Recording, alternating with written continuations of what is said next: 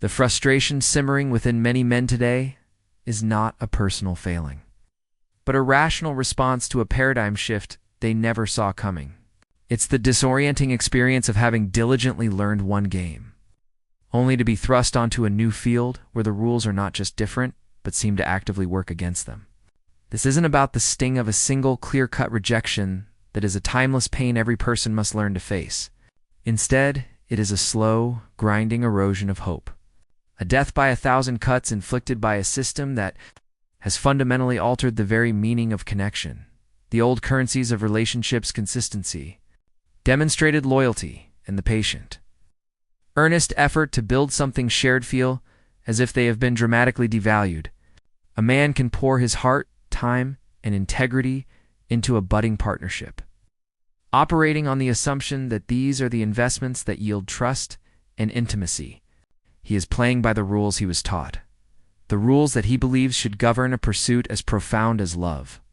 Yet he often finds that these investments are no longer guaranteed to yield a return. In this new economy, the prime currency is attention, a fleeting, fragmented, and endlessly renewable resource. His deep investment is competing with a shallow but constant stream of novelty from a device in her pocket. This new marketplace, primarily driven by dating apps and social media, operates on a brutal imbalance of leverage. For the average woman, the digital world offers an illusion of infinite possibility, hundreds of likes, matches, and messages waiting in the queue, creating a backdrop of perpetual option. For the average man, the same landscape is often one of scarcity and silence. This structural imbalance creates a power dynamic that permeates every interaction. He knows that his position is precarious. A single misstep, a moment of perceived boredom, or simply the appearance of a shinier option one swipe away can mean instant replacement.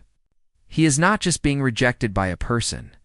He is being processed and discarded by a system. The mechanisms of this system are uniquely maddening. Ghosting, breadcrumbing, and benching are not merely behaviors. They are symptoms of this new rulebook. They are passive, non-confrontational ways of managing a surplus of options, and they deny men the basic dignity of closure.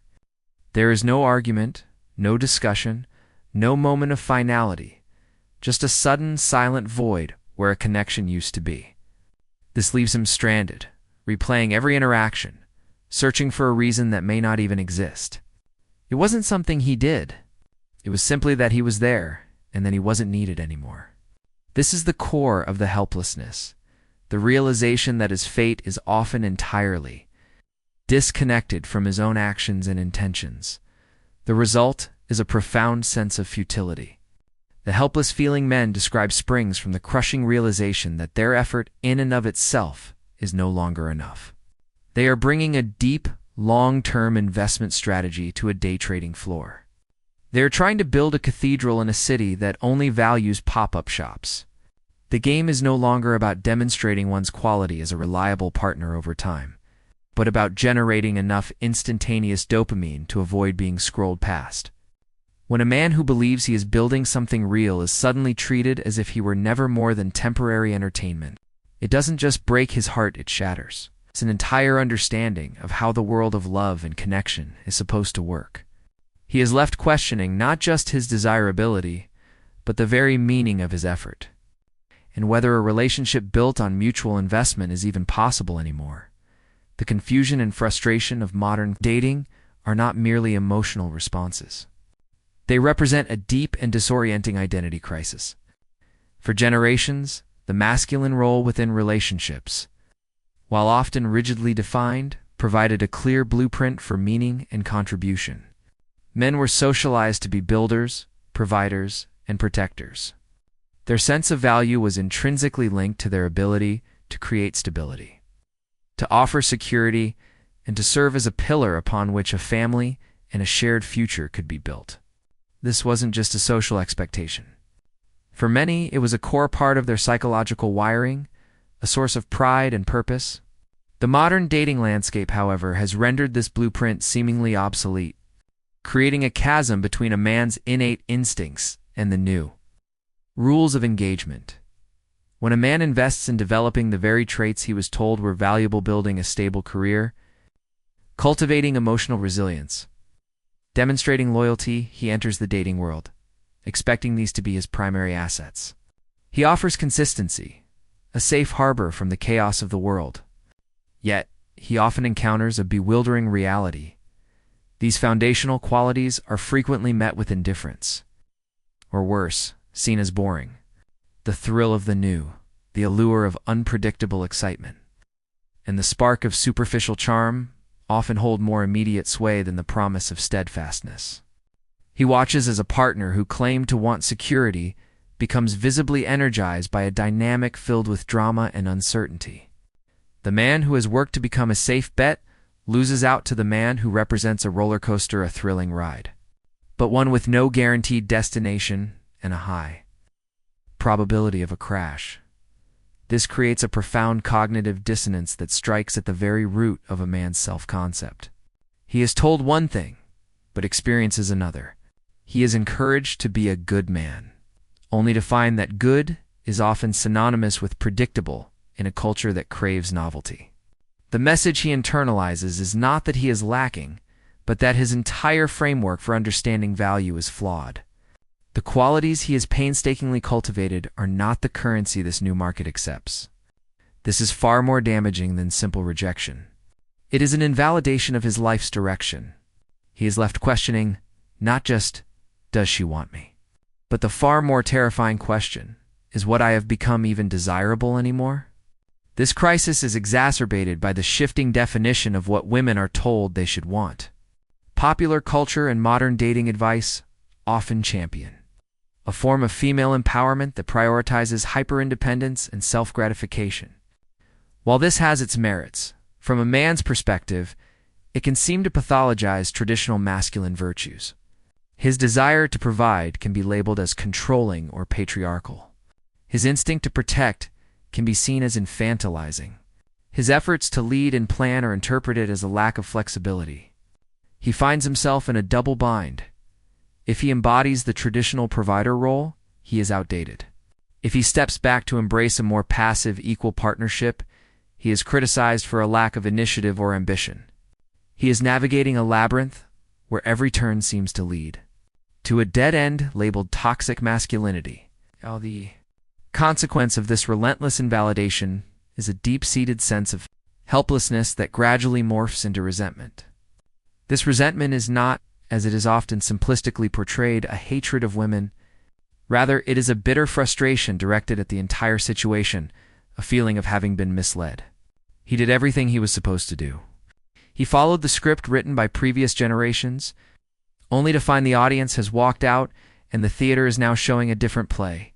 The pain of being alone is compounded by the humiliation of feeling foolish for having invested in the wrong dream. This resentment is particularly corrosive because it's often forced into silence.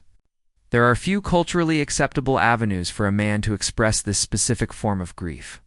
To voice his confusion is to risk being labeled a misogynist or an incel. So, the feeling turns inward, festering and hardening. He begins to withdraw not only from dating but from the vulnerability required to connect authentically. He builds walls not out of arrogance, but from a need for self-preservation. The world has told him his core strengths are weaknesses, and so he decides to stop offering them. The builder stops building, the protector stands down, and the provider keeps his resources for himself. This isn't a strategic choice. It is a defense mechanism. The identity he once held dear has become a source of pain, and so he sheds it, often leaving him feeling hollow and adrift. A man without a role, unsure of who he is supposed to be if he can no longer be what he was meant to be. The emotional turmoil created by modern dating is a heavy enough burden to carry on its own. But for men, this weight is compounded by a pervasive and punishing culture of silence.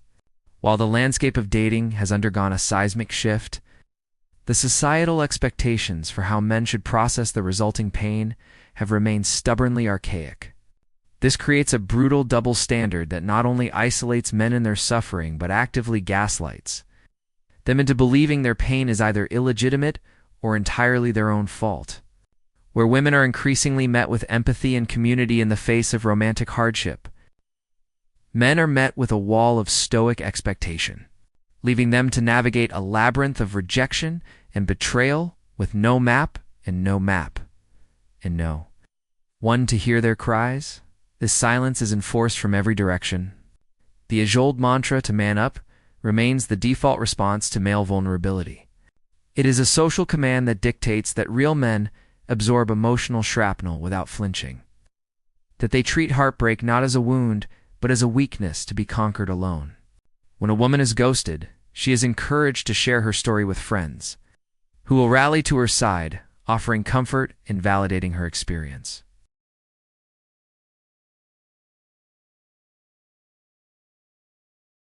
They will collectively condemn the man's behavior as cowardly. But when a man is ghosted after investing months of time, energy, and genuine emotion, what is he to do?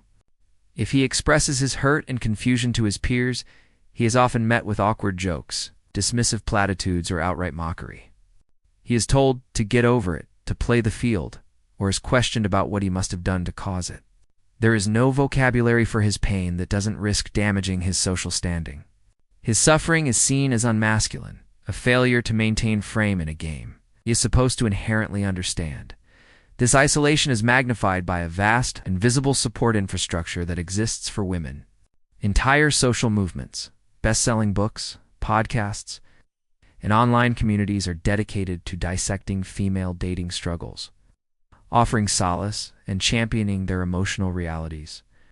Women are taught to set boundaries, to recognize red flags, and to prioritize their self-care.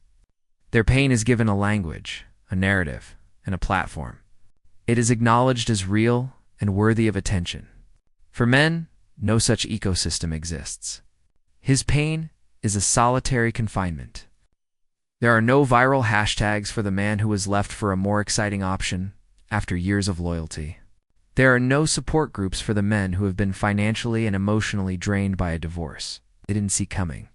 His heartbreak is a silent, private event he is expected to process in the shadows, lest he be seen as weak, needy, or complaining. This disparity creates a cruel paradox. He is told to be more emotionally intelligent and vulnerable, but the moment he exhibits that vulnerability by expressing pain, confusion, or frustration with the dating process, he is pathologized. His legitimate emotional response to being treated as disposable is reframed as entitlement or bitterness. He is told he is part of a toxic culture, his individual pain erased by a broad societal brush. This is a form of gaslighting that forces him to doubt his own perception of reality. Was he really betrayed? Or is he just being overly sensitive? Was he used for attention and then discarded? Or is he just failing to understand the female perspective? This internal questioning fractures his sense of judgment, making it impossible to trust his own feelings. He learns that his emotional truth is not valid in the public square, and so he stops giving it voice, even to himself. The consequences of this enforced silence are not merely emotional. They are profoundly psychological and can manifest in destructive ways. When a human being is systematically denied a healthy outlet for pain, that pain does not simply vanish. It metastasizes. It transforms into a deep-seated, internalized rage that has no clear target. It leaks out as cynicism, as a generalized distrust of all women, or as a quiet despair that poisons his outlook on life. He may throw himself into work or the gym not as a healthy pursuit of purpose, but as a form of frantic escapism, a way to exhaust the body into silencing the mind. The constant pressure to perform stoicism while feeling utterly broken creates a dangerous internal pressure cooker. Without a release valve, the potential for an explosive breakdown or a slow, quiet dissolution of spirit becomes a very real threat. This silent epidemic of male suffering has a ripple effect that degrades the very possibility of connection. A man who has been taught through repeated experience and social censure that his pain is his alone to bear will inevitably build higher and thicker walls. He will avoid vulnerability, not because he is emotionally stunted, but because he has learned that it is a strategic liability. He will approach new relationships with a preemptive defensiveness. His heart guarded by the scars of past wounds, he was never allowed to acknowledge. The silence he was forced to maintain becomes a barrier to the very intimacy he seeks. He is trapped in a vicious cycle. To find connection, he must be open. But to be open is to risk a pain for which there is no solace. So, he chooses the safety of solitude over the peril of misunderstood vulnerability. In the end, the greatest casualty of this silent double standard is not just the well-being of individual men, but the potential for authentic, trusting, and mutually compassionate relationships between the sexes. When one half of the equation is told their suffering doesn't count, we all lose the foundation for a shared understanding. The erosion of traditional dating structures has given way to a new, unsettling reality where the very nature of connection has been hollowed out. What was once a slow, deliberate process of building mutual understanding and shared investment has been replaced by a fast-paced, consumption-based model. This is the core of the transactional reality that defines modern dating for many. A paradigm where the depth of genuine partnership is often sacrificed at the altar of fleeting satisfaction and self-focused gratification. In this new landscape, men find themselves not as partners in a shared endeavor, but as suppliers in a dynamic where their offerings of loyalty and consistency are frequently undervalued compared to the immediate thrill of novelty and external validation. This shift from connection to consumption is perhaps the most disorienting aspect of the modern dating experience. Connection, by its very nature, requires reciprocity, vulnerability, and a joint investment in something larger than oneself. It is a slow, deliberate process of weaving to lives together. Consumption, on the other hand, is a solitary act. It is about extracting value, entertainment, or emotional fuel to satisfy an immediate need. In the digital age, where dating apps function like catalogs and social media provides a constant stream of alternative options, many individuals, though certainly not all, approach relationships from this consumer mindset. A man offering his time, attention, and earnest intent is no longer being evaluated as a potential life partner. He is being assessed as a product. Does he provide enough excitement? Does he boost her social status? Does he keep her sufficiently entertained? The moment he ceases to be the shiniest object in the digital marketplace, the transaction is over, and the consumer moves on. This dynamic is powerfully reinforced by the technology that facilitates modern romance. The smartphone is not merely a tool for communication. It is a portal to an endless sea of potential upgrades. A man can be on a date pouring his authentic self into the conversation, while literally in competition with hundreds of other men vying for her attention in her pocket. He is no longer just building rapport with her. He is competing against the curated highlights of countless others, the perpetual promise of someone better. This creates a scenario where his substantive qualities, his integrity, his work ethic, his capacity for commitments are intangible and slow to reveal their value. They cannot easily compete with the immediate dopamine hit of a clever message from a new match or the glamorous illusion presented in a stranger's Instagram feed. He is trying to sell a long-term blue-chip investment in a market driven by day traders. The most corrosive symptom of this transactional reality is the conditional and temporary nature of the bonds that form. In the past, relationships were built on a foundation of shared values and a commitment to weathering life's inevitable storms. Today, the prevailing ethos, often disguised as self-care, is that a partner should add value to one's life without causing any significant difficulty. The moment the relationship requires work, generates conflict, or simply enters a predictable phase, it is no longer seen as a challenge to overcome together, but as a sign of incompatibility. The looming threat of abandonment is constant. A man knows that even if he gives his all, his efforts can be rendered null by a moment of boredom or the emergence of a more thrilling option. He can never truly relax into the relationship, never feel the security of being chosen unconditionally. He is perpetually on audition, a performer whose contract is renewed one day at a time. This environment actively punishes the very behaviors that lead to stable, long-term love. Consistency becomes synonymous with predictability, which is labeled as boring. Loyalty is taken for granted, its value unrecognized until it is withdrawn. Earnest vulnerability is often seen as neediness or a lack of emotional control. Conversely, Behaviors that are detrimental to a healthy partnership are sometimes mistaken for passion.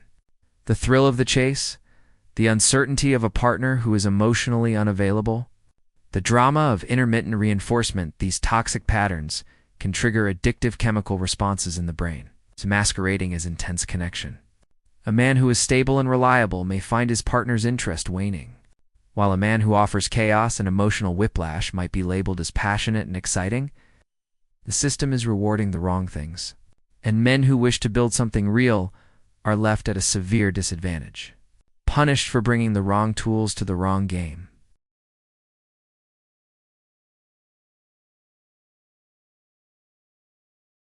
Ultimately, transactional reality leads men to a devastating conclusion that their personhood is secondary to their utility.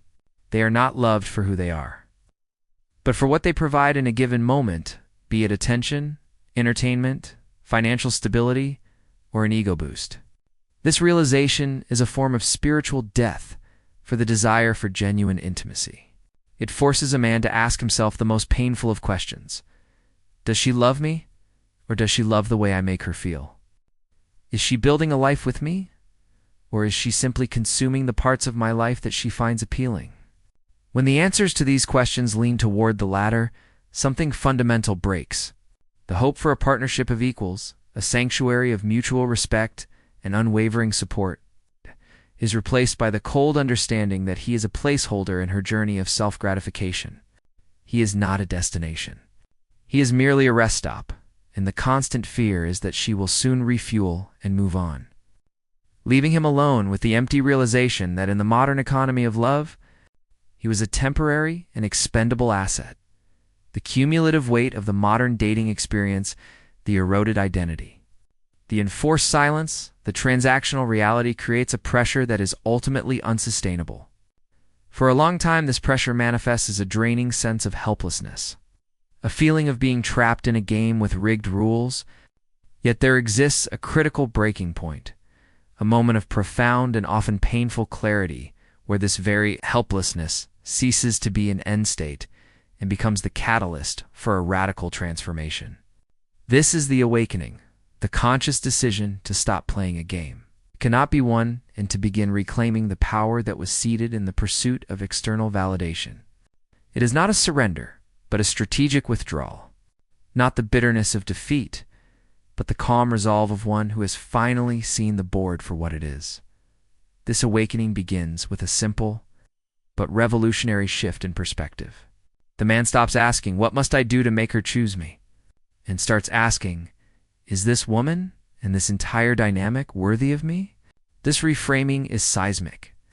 It moves him from a position of supplication to one of discernment. The energy he once spent contorting himself to fit the ever-shifting expectations of others is redirected inward. He realizes that the source of his helplessness was not the women who rejected him, but his own investment in a system that was designed to exploit his effort. The moment he comprehends that his validation does not, and should not, originate from the fickle judgments of the dating market, the foundation of the entire structure begins to crumble. The power was never truly in her hands. It was always in his willingness to participate. This reclamation of power manifests not as a loud rebellion, but as a quiet reordering of priorities. The silent rebellion is not fought in comment sections or with angry manifestos. It is waged in the gym at 5 a.m., in the focused silence of a workspace after hours, in the deliberate choice to invest in a skill or a passion project. He stops chasing the ephemeral high of a match notification and starts pursuing the tangible satisfaction of self-mastery. His money, once spent on fleeting dates designed to impress, is invested in assets that secure his future. His time, once wasted on decoding mixed signals and crafting the perfect text, is devoted to building a life that is rich and fulfilling on its own terms. This is not about becoming more attractive to women. It is about becoming more valuable to himself. The peace he discovers in his own company becomes the new standard, against which all potential partnerships are. Measured with this newfound internal stability comes a piercing clarity about the nature of conditional love. The patterns he once found confusing become glaringly obvious. He sees how words are often disconnected from actions, how proclaimed desires for a good man are betrayed by attraction to drama. He understands that the constant search for something better is often a mask for a deep internal void that no external relationship can ever fill. This awareness is liberating. It allows him to detach emotionally from the games. He no longer feels anger toward women who behave this way. He simply recognizes them as incompatible with his goals. He becomes a discerning investor of his energy, not a desperate seeker of approval. The helpless man who feared being replaced transforms into the aware man who is willing to walk away the moment his core values are disrespected. This process fundamentally alters his relationship with vulnerability. He does not become cold or emotionally closed off, but rather he becomes strategic with his vulnerability.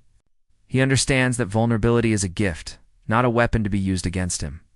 He will no longer offer the deepest parts of himself to someone who has only earned a superficial glance. He learns to open up gradually, using a person's response to his smaller disclosures as a test of their character and empathy. This is the opposite of helplessness. It is emotional intelligence fortified by boundaries. He protects his peace with the same fervor he once used to pursue a partner, understanding that a relationship that costs him his peace is always a bad investment. Ultimately, this journey leads him to a place of empowered choice. The dream of being chosen is replaced by the power of choosing. He no longer sees himself as an actor auditioning for a role in a woman's life, but as the director and lead in his own. He engages with the dating world from a position of abundance, at the false abundance of endless swipes, but the genuine abundance of a complete and self-sufficient life. A potential partner is no longer seen as a source of completion, but as a potential complement to an already whole existence. This distinction is everything. It means that he is with a woman not out of need, but out of want. He is there not to extract validation, but to share the abundance he has already built for himself. The helplessness, therefore, was the necessary fire. It burned away the illusions, the outdated scripts, and the desperate need for external approval. What emerges from the ashes is not a harder man, but a more integrated one. He is detached from outcomes, but fully engaged in his own purpose. He is disciplined with his energy and dangerous to those who would seek to manipulate it. He has looked into the void of modern dating's transactional heart and has decided to build his own world instead. The feeling of helplessness dies because it was born from the belief that he had no other options. The awakened man realizes he was never truly trapped. He was only ever one decision away from reclaiming his sovereignty, and in that realization, he becomes truly free, no longer a victim of the game, but the author of his own destiny.